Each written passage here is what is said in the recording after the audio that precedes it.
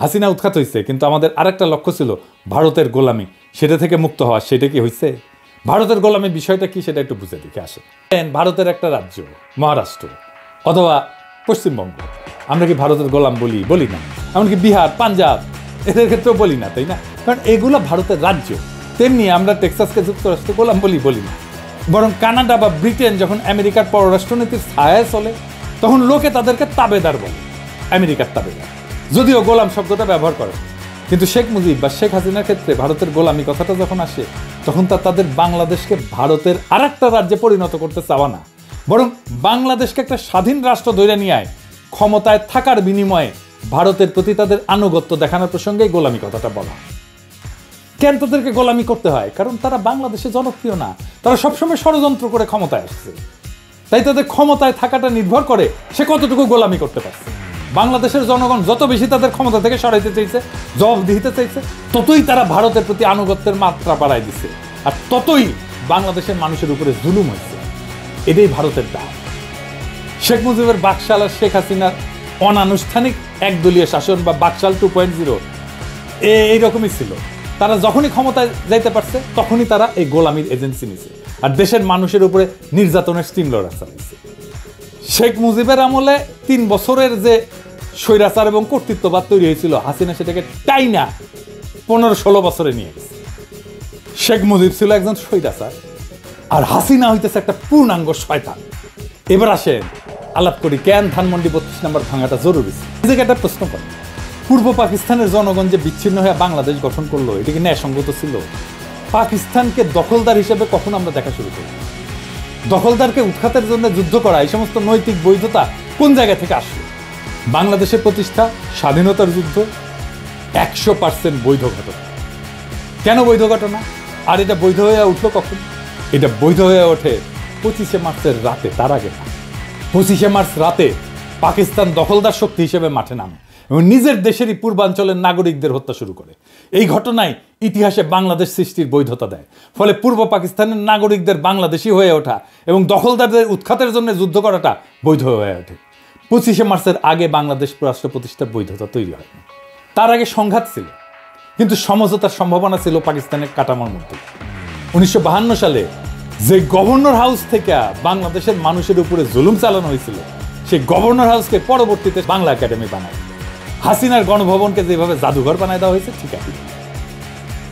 আইয়ুব খান রাষ্ট্রীয় প্রচারে রবীন্দ্রসঙ্গীত নিষিদ্ধ করলেন আর পূর্ব পাকিস্তানের মানুষ পুরা দেশ রবীন্দ্রসঙ্গীতে ভাষায় দিল। ফলাফল আইয়ুব খান টিকে থাকতে পারলেন। সমঝোতা হইল, অন্তর্বর্তী সরকার হিসেবে ক্ষমতায় আসলো ইয়াহিয়া। নির্বাচন হইল, পূর্ব পাকিস্তানের জনগণ পাকিস্তানের নির্বাচনেই ভোট দিল, কেউ কিন্তু বয়কট করেন না, বরং অনেকে আওয়ামী লীগকে জাল ভোট পর্যন্ত দিছিল। ইলিয়াস কাঞ্চন হাসিনার নির্বাচনের বৈধতা দিতে গিয়ে ফট করে সেই কথা বলে ফেলছিল। এই যে ফারুক ভাই যেটা বলেছেন যে 70-এর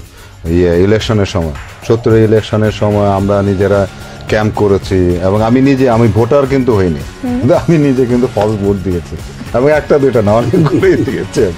হ্যাঁ, তো সেইভাবেই কিন্তু আজকে এই দেশ কিন্তু যেমন নির্বাচনে পূর্ব পাকিস্তানের নাগরিকরাই জয় হইল। তারা 1947 সালে পাকিস্তান গঠনের সময় মূল ভূমিকা রাখছিল আর 1970 সালে পাকিস্তানের গণতান্ত্রিক ব্যবস্থার মধ্যে ক্ষমতা দখলের সামর্থ্য দেখাইল, হিম্মত দেখাইল। তারপর ক্ষমতার দর কষাকষি শুরু হইল, কিন্তু পশ্চিম পাকিস্তানের বেসামরিক সামরিক এলিটরা শেখ মুজিবকে ক্ষমতার আসনে বসতে দিল। 25শে মার্চে তারা সামরিক হামলা চালালো, পূর্ব পাকিস্তানের সাধারণ নাগরিকদের হত্যা করতে শুরু করলো। এই হামলায় ইতিহাসে বাংলাদেশ রাষ্ট্রের বৈধতা দিল। বাংলাদেশের স্বপ্ন পশ্চিম পাকিস্তানদের বঞ্চনার শোষণ থেকে শুরু হয় না, শুরু হয়েছে পাকিস্তানিদের গণহত্যা থেকে। নিপীড়ন, হামলা, যন্ত্রণা ইতিহাসে বিপ্লবের বৈধতা এনে দেয়।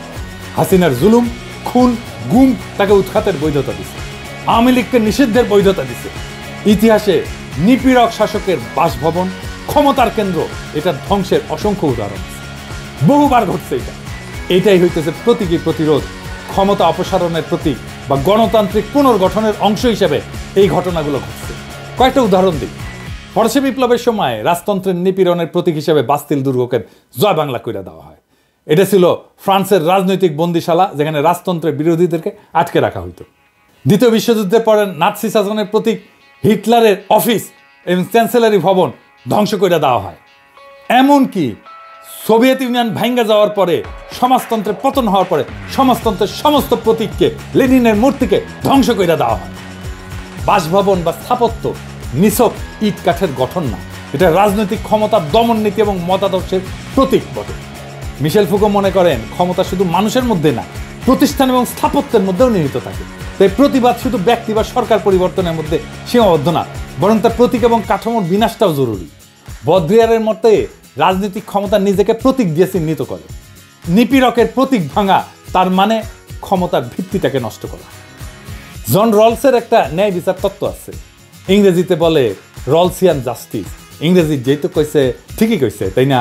এই তত্ত্ব অনুসারে যে কাঠামো মানুষের প্রতি অন্যায় করছে তার টিকে থাকার অধিকার রাখেন। তাই একটা ভবন যদি জনগণের দাসত্ব, নিপীড়ন আর গণহত্যার প্রতীক হয়, তার টিকায় রাখা ইতিহাসের প্রতি অন্যায়। হেগেল বলছিলেন ঐতিহাসিক পরিবর্তন সংঘাত সংঘর্ষের মধ্যে দিয়ে আসে এবং প্রত্যেকটা যুগ তার প্রতীক সৃষ্টি এবং ধ্বংসের মধ্যে দিয়ে নতুন কিছু নির্মাণ করে। নিপীড়কের প্রতীক ধ্বংস করা মানে নতুন যুগের সূচনা। নিপীড়কের প্রতীক ধ্বংস করলে জনগণের ভয়ের সংস্কৃতি দূর হয় এবং তারা নিজেদেরকে ক্ষমতাশালী মনে করতে শুরু করে। যেই ক্ষমতা জনগণের কাছ থেকে কাইরা নেয় স্বৈরাচার এবং ফ্যাসিস্টেরা, সেই ক্ষমতা ফিরায় দেওয়া হয় এইভাবেই। আমরা জনগণের ক্ষমতা ফিরাই দিছি 32 নম্বর ভাঙ্গা। 32 নম্বর ভাঙ্গার ইতিহাস শতাব্দীর পর শতাব্দী জালেমদের জন্য শিক্ষা হয়ে থাকবে, প্রতিবাদী মানুষের জন্য অনুপ্রেরণার উৎস হইয়া থাকবে। এই লড়াই শুধুমাত্র একটা ভবন ধ্বংসের জন্য না, এটা নিপীড়কের প্রতীক ভাঙার, ইতিহাসের গতিপথ পুনর্গঠনের লড়াই এবং নিপীড়িতের শক্তি দেখানোর লড়াই, তার হিম্মত দেখানোর লড়াই। ইতিহাসে যে ক্ষমতা জনগণের রক্ত চুইসা নিজেদের ক্ষমতার দুর্গ বানাইছে, সেই ক্ষমতার প্রতীক একদিন না একদিন মাটিতে ঘুরায় যায়। এটাই প্রকৃতির বিধান, এটাই ইতিহাসের অনিবার্য সত্য।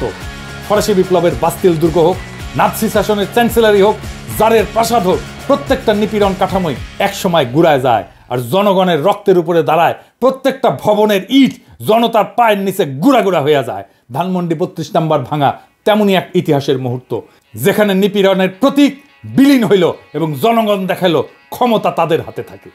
হাসিনা এবং তার আওয়ামী লীগ এই প্রতীক হারায় ছটফট করতেছে মরণ যন্ত্রণায়, কারণ তারা জানে প্রতীক ধ্বংস মানে ক্ষমতা হারানোর শুরু, তাদের আদর্শের পরাজয়। তারা জানে একবার জনগণ বুঝে গেলে যে তাদের ভয় দেখায় শাসন করা সম্ভব না, একবার জনগণ বুঝে গেলে যে